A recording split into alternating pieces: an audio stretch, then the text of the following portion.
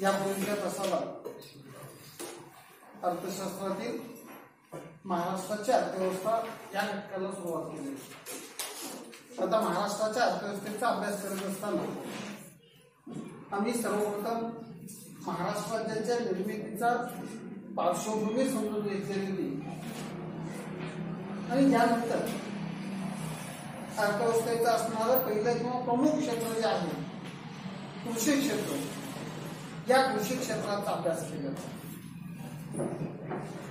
महाराष्ट्रातील कृषी क्षेत्र कशा पद्धतीने आहे, महाराष्ट्राच्या उत्पन्नात कृषी क्षेत्राचा हिस्सा किती आहे, कृषी क्षेत्राच्या असणाऱ्या समस्या काय आहेत आणि या समस्या दूर करण्यासाठी केलेली उपाययोजना या घटकाचा अभ्यास आपण या पूर्वीच्या तासाला केलेला.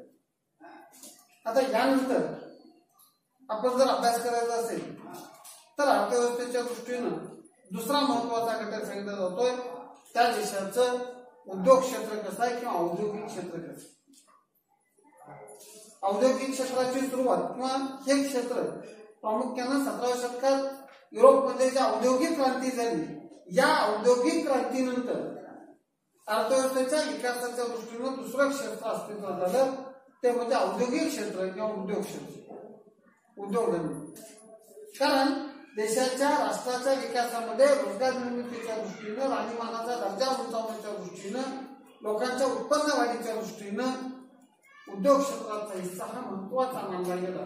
आणि मग आपण महाराष्ट्राच्या अर्थव्यवस्थेचा अभ्यास करत असताना महाराष्ट्राचं उद्योग क्षेत्र कसं आहे त्याचा धावता अभ्यास या ठिकाणी. आता देशातील इतर राज्याशी तुलना करता जी काही मोजकी प्रगतशील राज्य आहेत, या राज्यामध्ये महाराष्ट्र अग्रेसर असतं दिसतं. महाराष्ट्राचा क्रमांक हा वरचा लागला दिसतो. गुजरात, कर्नाटक, महाराष्ट्र यामध्ये आपण एक विकसित राज्य, देशातील एक विकसित प्रदेश या दृष्टीनं महाराष्ट्राचा अग्रक्रम असलेला दिसून येतोय. म्हणजे देशातील जी काही विकसित राष्ट्र आहेत, या विकसित राष्ट्रामध्ये महाराष्ट्राची गणना अग्रगण्य पद्धतीने केली जाते. आणि या दृष्टीने जर बघितलं तर देशातील एक प्रगत राज्य म्हणून महाराष्ट्राची ओळख निर्माण होते. याची कारणं अनेक आहेत. प्रगतीची, सामाजिक कार्यकर्त्यांचं योगदान असेल, या ठिकाणी असणारी नैसर्गिक साधन संपत्तीचा असणारी उपलब्धता असेल, त्याचा योग्य पद्धतीने केला जाणारा वापर असेल किंवा नैसर्गिक वातावरण असेल, या सगळ्याचा परिणाम या राज्याचं शैक्षणिक झालेली प्रगती, या राज्याला लाभलेलं दूरदृष्टी नेतृत्व, त्या सगळ्याचा परिणाम आज आमचं महाराष्ट्र हे प्रगतीत औद्योगिक दृष्ट्या एक प्रगतशील राज्य, विकसित राज्य म्हणून ओळखलं जातं. आणि त्याचाच परिणाम आज आपण जर बघितलं तर महाराष्ट्रात परराज्यातील लोक, परराज्यातील मजूर मोठ्या प्रमाणात उद्योगासाठी, रोजगारासाठी स्थलांतरित होत असले. म्हणजे महाराष्ट्र हे एक प्रगतशील राष्ट्र ओळखलं जातं, उद्योगशील राष्ट्र म्हणून. त्याच्या उद्योगाची माहिती करत असताना जर आम्ही बघितलं तर देशाचं जे सकल राष्ट्रीय उत्पन्न आहे, या राष्ट्रीय उत्पन्नामध्ये महाराष्ट्राचा वाटा 18%. म्हणजे ज्या वेळेला अगदी साध्या सोप्या भाषेत 18% सांगत असताना पूर्ण देशात ज्या वेळेला 100 रुपयाचं उत्पन्न होत आहे, तर त्या 100 रुपयापैकी 18 रुपये महाराष्ट्राचं.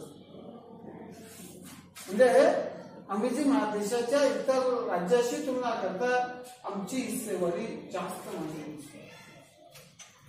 जवळपास 18% हिस्सा हा महाराष्ट्राचा.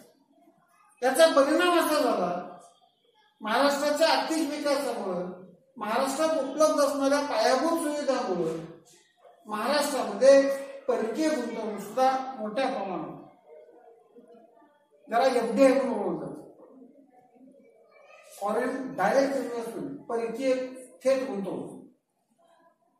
आता या गुंतवणुकीला खऱ्या अर्थानं सुरुवात झाली ते 1991च्या नवीन आर्थिक धोरणाने. 1991 पर्यंत आमच्या अर्थव्यवस्था थोडीशी बंदिस्त स्वरूपात होती. मोठ्या प्रमाणात परवाना राज होतं. अनेक उद्योग हे सार्वजनिक क्षेत्रासाठी राखीव ठेवलेले होते, पण आम्ही 1991ला नवीन आर्थिक धोरण स्वीकारलं आणि या आर्थिक धोरणामुळं अनेक उद्योगांमध्ये खाजगी क्षेत्राला प्रवेश दिला गेला. अनेक उद्योग हे जागतिक पातळीवर नेण्याचा प्रयत्न केला गेला आणि त्यामुळं परदेशी गुंतवणूक आमच्या देशात यायला सुरुवात. आता आर्थिक विकासाच्या दृष्टीनं किंवा पायाभूत सुविधाच्या दृष्टीनं जर बघितलं तर आपल्या देशात एकूण जी परदेशी गुंतवणूक आहे या एकूण परदेशी गुंतवणुकीपैकी जवळपास 31% गुंतवणूक महाराष्ट्रात असलेली. म्हणजे त्याचा साधा सोपा अर्थ सांगितला जातोय, जर परदेशातून आमच्या देशात 100 रुपये गुंतवणूक आली तर त्यातली 31 रुपयाची गुंतवणूक ही आमच्या महाराष्ट्रात. म्हणजे विदेशातून आमच्या देशाच्या अनेक कंपन्या आल्या, मोठ्या प्रमाणात भांडवल आलं, यातलं जवळपास 1/3 भांडवल फक्त महाराष्ट्रात आलेलं आणि बाकी राहिलेले भांडवल इतर राज्यात. म्हणजे इतर राज्याशी जर तुलना केली तर आमचा देश, आमचं राज्य परदेशी कंपन्यांना गुंतवणुकीला अनुकूल मानतात. परदेशी गुंतवणुकीसाठी लागणाऱ्या सुविधा, लागणारी यंत्रणा इतर राज्यापेक्षा महाराष्ट्रात जास्त असलेली आणि त्याचाच परिणाम पुन्हा आमचा महाराष्ट्र प्रगतशील होण्यास मदत आहे. म्हणजे प्रगती काय आहे तर या ठिकाणी राष्ट्रीय उत्पन्न जास्त आहे, एकूण उत्पन्न जास्त आहे, महाराष्ट्राचं दरडोई उत्पन्न जास्त आहे, महाराष्ट्रात पायाभूत सुविधा चांगल्या आहेत. त्याचा परिणाम विदेशी गुंतवणूक आमच्या राज्यात येते की विदेशी गुंतवणूक सुद्धा देशातील एकूण गुंतवणुकीपैकी 31% गुंतवणूक महाराष्ट्रात येते. म्हणजे गुंतवणूकदाराच्या दृष्टीनं एक सुरक्षित आणि चांगला राज्य, चांगला नावलौकिक असणार राज्य अशी महाराष्ट्राची. आता महाराष्ट्राच्या औद्योगिक क्षेत्राचा जर अभ्यास केला, औद्योगिक क्षेत्राचा, उद्योगधंद्याचा क्षेत्राचा अभ्यास केला तर महाराष्ट्रातील खास करून पश्चिम महाराष्ट्राचा जो भाग आहे, नाशिक, मुंबई, पुणे, ठाणे, हा पट्टा अतिशय जलद गतीने विकसित झाला. राष्ट्रीय महामार्ग क्रमांक 4चा पट्टा अतिशय गतीने विकसित झालेला दिसतो. म्हणजे एकूण महाराष्ट्रात सुद्धा याच्यात कमी जास्त असमतोल आहे, पण तरी सुद्धा देश पातळीवर जर आम्ही इतर राज्यांशी तुलना करतोय त्यावेळी इतर राज्याशी तुलना करता महाराष्ट्र हे प्रगतशील राष्ट्र ओळखलं जातंय. उद्योगधंद्याच्या बाबतीत, औद्योगिकरणाच्या बाबतीत विकसित राष्ट्र मानलं जातंय, त्याचा अग्रक्रम असलेलं दिसून येतं.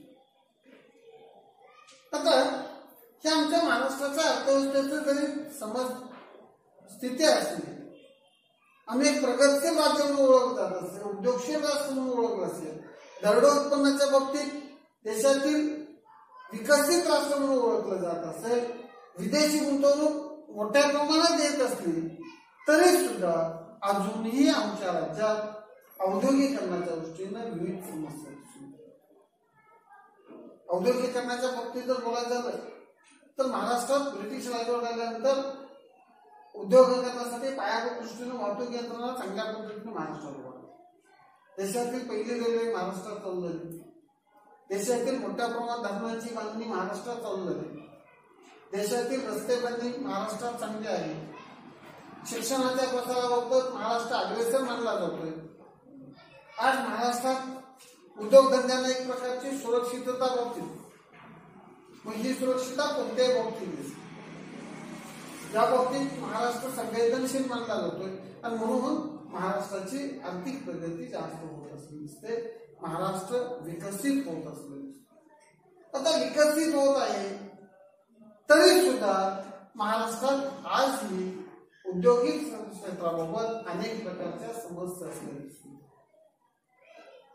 तुमचा जर कोण उद्योजक मित्र असेल, तुम्ही जर त्याच्याशी चर्चा केली तर तो समस्याचा पाडा वाटायला चालू करतो. आज आपण आपल्या जवळचं शहर इचलकरंजी, जरा त्याची तुलना युरोपच्या मँचेस्टर शहराबरोबर केली जाते. कापडच्या बाबतीत इचलकरंजी महाराष्ट्रातलं अग्रेसर शहर ओळखलं जातं.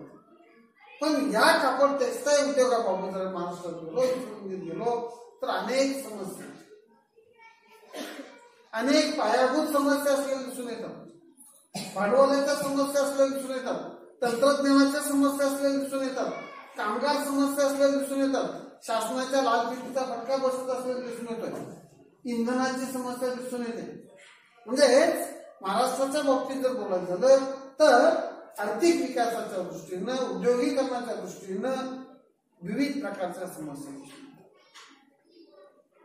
सगळ्यात मोठी समस्या काय असेल तर महाराष्ट्रात मोठ्या प्रमाणात दप्तर दिरंगाई. आता दप्तर दिरंगाई म्हणजे काय? आपल्याला उद्योगीकरणासाठी शासनाकडे विविध योजनांसाठी शासनाकडे हेलपाटे घालावे, शासनाच्या परवानग्या घ्याव्या लागतात. आधी साधं उदाहरण सांगायचं जरा, आपल्याला साधं लाईटचं कनेक्शन घ्यायचं असेल, आम्हाला लगेच मिळेल याची शाश्वती. आम्हाला काय परवाना घ्यायचा असेल तर बऱ्याच वेळेला शासकीय कार्यालयाकडे हेलपाटे घालावं लागतं. आणि म्हणून औद्योगिकरणाच्या दृष्टीनं पहिली समस्या सांगितली जाते ते म्हणजे महाराष्ट्रात तुलनात्मक दृष्ट्या दप्तर दिरंगाईचा फटका जास्त बसतो. आणि यामुळं अनेक उद्योगधंदे बऱ्याच वेळेला महाराष्ट्रातून बाहेर पडलेले.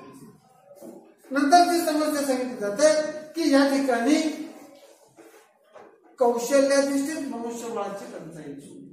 आमचा महाराष्ट्र विकसित मानला जातो, शैक्षणिक बाबतीत प्रगतशील मानला जातो, पण आज सुद्धा तज्ञ आणि कुशल मनुष्यबळाची मोठ्या प्रमाणात महाराष्ट्रात कमतरता. अगदी साधं उदाहरण महाराष्ट्र कमतरतेच्या बाबतीत जर सांगायचं झालं, आज जर तुम्ही वर्तमानपत्र वाचलं असेल तर पश्चिम महाराष्ट्राच्या विकासामध्ये साखर उद्योगाचे योगदान अतिशय महत्वाचं. पश्चिम महाराष्ट्रात साखर उद्योग मोठ्या प्रमाणात विकसित झाला, पण या वर्षी जर तुम्ही अभ्यास केला तर साखर उद्योगामुळे सगळ्यात मोठी समस्या काय असेल तर पुरेसं मनुष्यबळ उपलब्ध नाहीये. ऊस तोडणीमधून प्रतिवर्षी शिकू लागत जवळपास 20% मजूर यावर्षी कमी आहे. आता त्याला कारण अनेक आहेत, कारण मराठवाड्यामध्ये चांगल्या पद्धतीने पाऊस झाला, तिथे शेती चांगल्या पद्धतीने झाली, स्थलांतरित मजूर कमी झाला. आज सुद्धा आम्हाला कुशल मनुष्यबळाची गरज महाराष्ट्रात पुरेशा प्रमाणात भागली जात नाहीये. तज्ञ मनुष्यबळ आम्ही इकडे म्हणतोय की आम्हाला नोकऱ्या मिळत नाही, सुशिक्षितांचे चांगल्याच्या चांगले दिसतात, पण त्याच वेळेला उद्योग क्षेत्र म्हणतोय की आम्हाला तज्ञ चांगलं मनुष्यबळ मिळत. जर तुमचा एखादा मित्र कुठं कारखान्यात त्याच्यावर पोचला असेल आणि जर तुम्ही त्याच्याशी चर्चा केली तर तुम्हाला ही समस्या समजेल. म्हणजे महाराष्ट्राच्या औद्योगिकरणाबाबतची समस्या सांगितली जाते की या ठिकाणी तज्ञ मनुष्यबळाची कमतरता आहे. नंतरची समस्या सांगितली जाते की विकासाच्या दृष्टीने आम्हाला पुरेशी संधी मिळत नाही. आता संधीचा अभाव म्हणजे काय? आज महाराष्ट्रातील काय अनेक होतकरू उद्योजक बऱ्याच कारणानं महाराष्ट्राच्या बाहेर जात असतात. तुमचे जर कोण मित्रमंडळी नातेवाईक पुण्यात असतील आणि तुम्ही जर त्यांना विचारलं की बाबा पुण्यामध्ये खास करून पुण्याची जी औद्योगिक वसाहत होते, पिंपरी चिंचवडचे असेल किंवा पुण्याच्या मोठीनं, तिथं वाहन उद्योगाचं मोठ्या प्रमाणात एकत्रीकरण झालं, पण आज तिथला सगळा वाहन उद्योग महाराष्ट्राच्या बाहेर गेलेला. म्हणजेच या ठिकाणी बऱ्याच वेळेला काही चांगल्या व्यक्तींना, तज्ञ व्यक्तींना संधीची कमतरता दिसून येते. ही उद्योगधंद्याची समस्या. म्हणजे उद्योगधंद्यामध्ये या बाबतच्या अडचणी दिसून येतात आणि त्यामुळे औद्योगिकरणाच्या औद्योगिक क्षेत्राच्या बाबतीत ही संधी अनेक उद्योजकांना मालकीचा फटका बसून त्या ठिकाणी कुठंतरी अडचण आली. नंतर औद्योगिकरणाच्या बाबतीत जर बोलायचं झालं तर या ठिकाणी सांगत असताना सांगितलं जात आहे की पायाभूत सुविधांचा अभाव दिसून येतो. औद्योगिकरणासाठी आम्हाला मोठ्या प्रमाणात पायाभूत सुविधा लागतात. रस्ते बांधणी लागते, विजेची वीज लागते, पाणी लागते, बँक सुविधा लागतात, साठवणुकीच्या सुविधा लागतात आणि या सुविधा मोठ्या